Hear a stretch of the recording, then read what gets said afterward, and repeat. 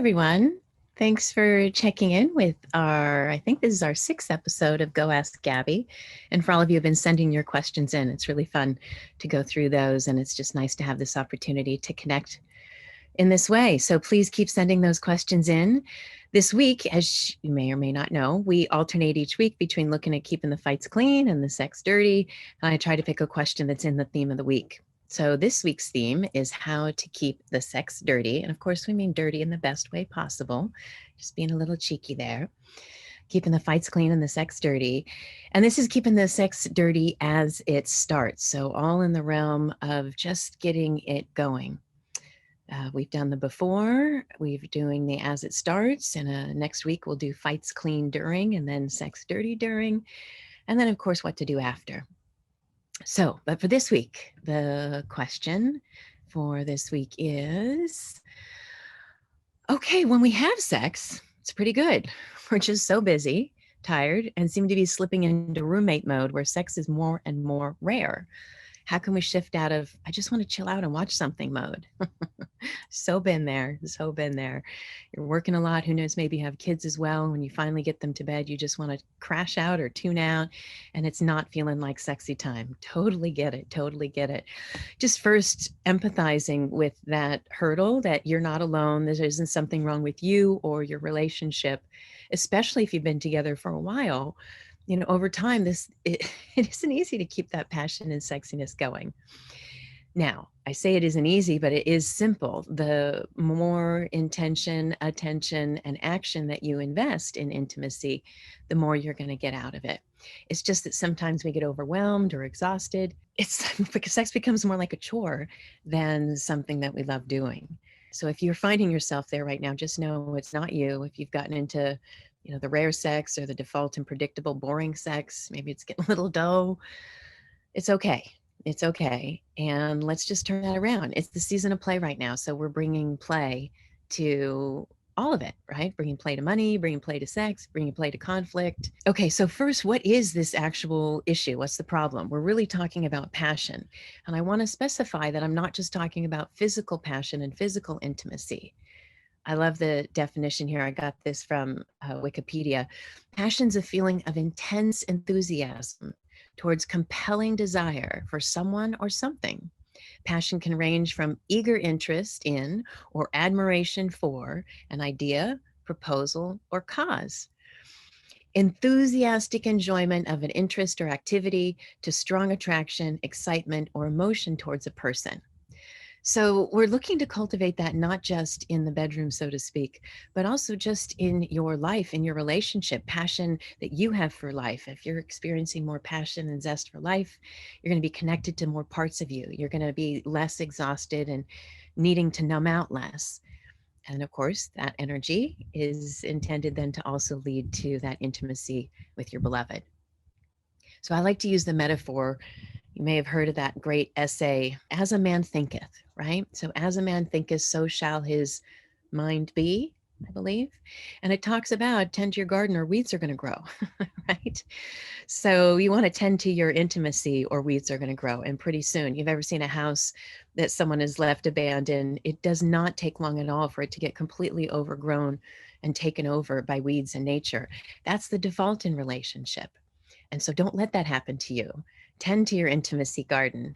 You don't want to wake up one day and just, be like, well, that was that. There's some great people doing work out there, really inspiring me. Joan Bordeaux is doing work about having great sex in your 60s and 70s, and I'm sure even beyond. She's not that age yet, but she's going to be, and I don't see her slowing down anytime soon. But anyways, the idea is let's not give up on this. Sex is too good to give up on. It's good for you. It's good for your relationship. Rather than an apple, a orgasm a day will keep the doctor away, right? Or so they say. But try it out for yourself. And even if it's not an orgasm a day, no pressure on the orgasm. Of course, we're just talking about tending to your garden of passion and intimacy. Now, remember that intimacy is into me you see. My Auntie Mahima taught me that. Into me you see. So in addition to looking at the physical intimacy and looking at what you're passionate about, look at sharing yourself with your beloved as an access to additional intimacy. Okay, so the first tip is start by nourishing yourself. To connect with your beloved, you first have to be connected with yourself. Well, you don't have to be, but it's a good idea and it's going to make that connection that much more rich. None of these things we say are rules. They're all games to explore, use and adapt and make your own. Maybe you don't have a lot of time. Just take a 60-second meditation. My dad always tells me sit up straight, close your eyes, focus on your breath. Do that just for 60 seconds, but find ways. Maybe it's a favorite song. I have some friends that dance every morning. Love that. So find things that nourish you, and it doesn't have to take a lot of time. So I invite you as your action option mission, should you choose to accept it, is to make a list of the top 10 ways that reset you. There's a great program, Personality Hacker, and Raj and I did their assessment, and they taught us the 5 to 10 minute activities that Raj and I could do to reset ourselves. And they're very different because we have different personalities. So find those things that have you nourish you, right? Got to put on your own oxygen mask first, get intimate with yourself before you can create intimacy with your beloved. Okay, second tip, 24/7 foreplay. So don't wait until you're saying, gosh, we haven't had sex for a while, to think about foreplay and seduction. Seduction and foreplay is happening all the time. Just like in weightlifting, if you're building muscles, you're either building muscle or you're losing muscle all the time, all the time. If you do a workout and you do yoga and then you skip it for a few days, you go back and like, oh, I can't do that as well, right? So intimacy is the same way, 24/7 foreplay. So practice dropping the stressors, not using the stress as that excuse, human, understandable, but not helpful, so that you can actually drop those stressors and connect at a deeper level. And I'm going to give you some more specific ways on how you can connect. But the point is to do these little activities all the time, right? 24/7. Now, obviously not totally 24/7, but just notice, are you building intimacy when you're sitting down to have dinner? Are you building intimacy when you say goodbye as you leave in the morning? Look at all of those micro moments. As they say, a butterfly flaps its wings and changes the weather, right? Well, how can you flap your wings for 24/7 foreplay, so to speak, and have that regularly bringing you closer together? Okay, next step here is on egging on the anticipation, right? So build up is sexy and it can add a lot to your emotional and physical intimacy. So it might be sending a text, it might be sending a picture, maybe a little bit of a racy picture, a teasy picture. It might be dropping a hint, maybe you have your own little code words. It might be telling your beloved, this is what I want to do later on. I say to my husband all the time, show, not tell.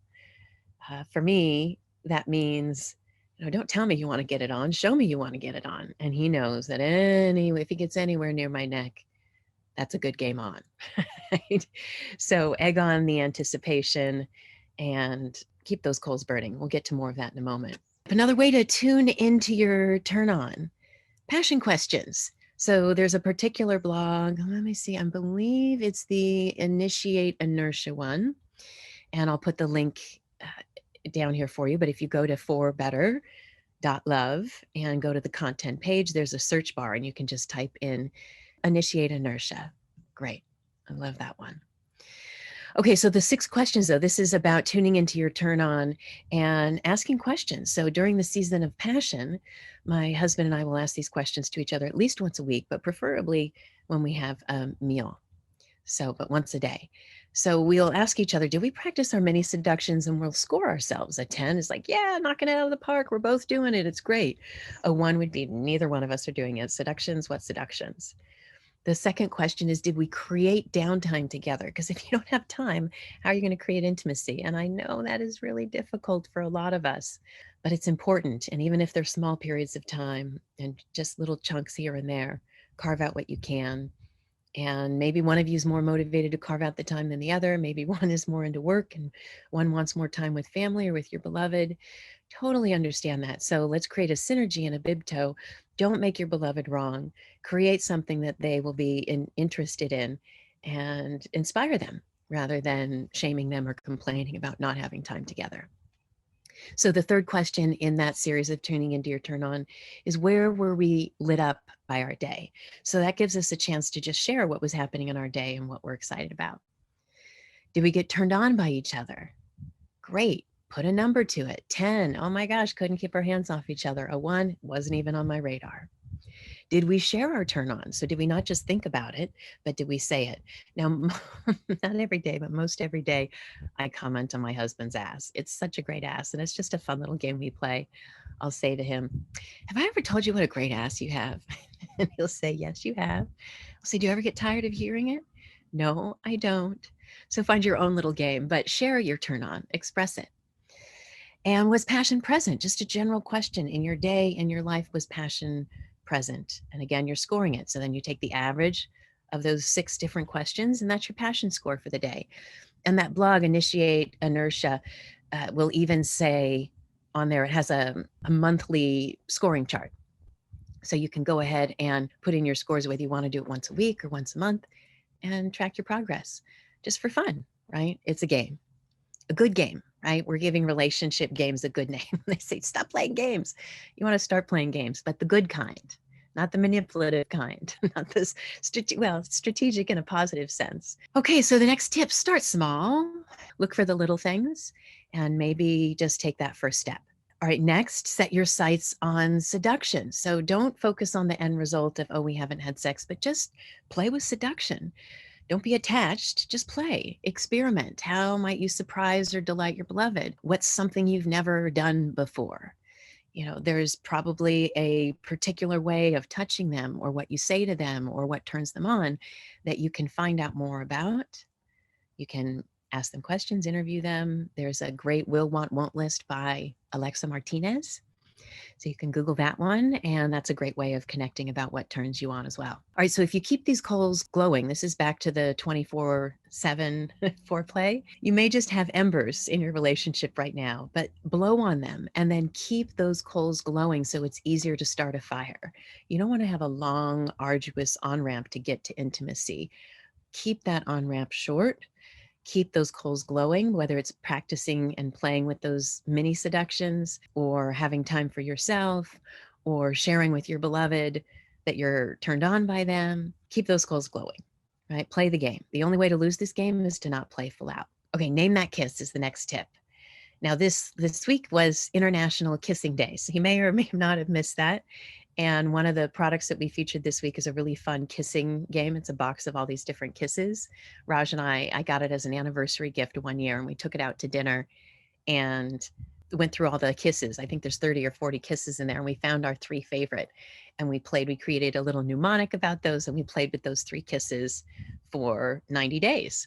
And it really transformed our kissing. You know, we've been together 15 years, so it's really fun to do things differently. So in the Name That Kiss, the first thing you do is initiate something, instigate. Hey, name that kiss. Then you make sure you've got opt-in from your beloved, and you might throw out some options, right? Or ask them for options. And then you want to take the action and do the kiss. So you say, hey, let's kiss. You talk about what kind of kiss. Well, I'd go for a 3-second on the neck, followed by a 5-second on the lips. It's just fun. You're making a little menu request there. Next tip here, timing is everything. So after a long day, totally get it. You're ready to go into chill out mode rather than turn up the heat mode. But do find times that work for you. Now, it's interesting tends to be hormonally with women's body clocks that they are often more horny at night, and men are more ready in the morning. So you might want to consider an afternoon delight. I think hormonally speaking, the crisscross is 4 p.m. But when you can, see if you can put that into your schedule. Really fun surprise shift in the afternoon to have a little afternoon delight. Could be in the morning. I've got a fun blog on Booty Before Brekkie. And also another great time, Raj and I used to go out on date night and then realize we'd had a nice big meal and it was delicious. We might have had something to drink, and we're just not as bright-eyed and bushy-tailed. And sometimes we're too tired when we get home. So sometimes we like to get it on before we go out for date night. So check that one out. So timing is everything. Find your best timing, find your beloved's best timing, and see how you can make that work for you in the seduction department. Tips on what to do, set and settings, set the stage, music, getting out of the house, going on a trip. My husband and I, 10 years into our marriage, that we hadn't been on a trip, just the 2 of us, since our honeymoon. So we realized that we need to have some time alone. And we started planning 2 to 3 day trips a year and 1 7 to 10 day trip a year. And we haven't gotten all of them in, but we're getting most of them in, most of them in. And the point is that we made a declaration, we set a goal, and we're making sure that we create time and space. Okay, and last but not least, do something new. Try something you've never done before, something that's going to surprise and delight your beloved. Maybe it'll raise their eyebrows a little bit, but have some fun with this. Have some fun with this. So seek out new things, and whether that's something new in the sex department or something new just in general. Find new places to go, new activities to try. So I do want to leave you with a few different reminders here. So first of all, make time for intimacy or you're going to pay the price later. Right? Also, it's about playing here. And the only way to lose this game is to not play. So just lean in and play full out. Remember, though, that you can only change yourself. You can inspire others, but trying to change them usually comes off as like should, blaming, shaming, complaining, criticizing, and the emotional aperture and the inspiration of that person is just going to collapse. So resist the urge to, suggest or think that your beloved should show the same initiative that you are or take the same action that you do. You're both very different people. A couple weeks ago, I did a blog on differentiation, how you and your beloved are different and how to embrace that, and a lot of different links to assessments, personality tests, and quizzes that you can take to understand yourself and your beloved better. So know that you're different. It's not going to be equal. Don't get frustrated with what they're doing or not doing. Focus on what you can change. Focus on yourself, but don't try to change your beloved. Even if you're a genius at seeing exactly what they need, it doesn't go well. Nobody likes to be fixed, changed, or shoulded on.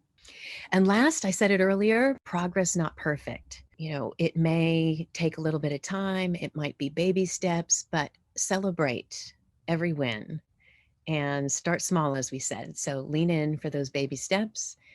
And it's not about it being perfect. It's about loving better. That's why we're called for better love, right?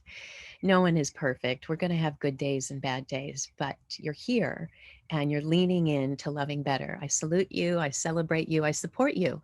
Please keep sending your questions. Share this with friends. Let us know how we can support you. Bye.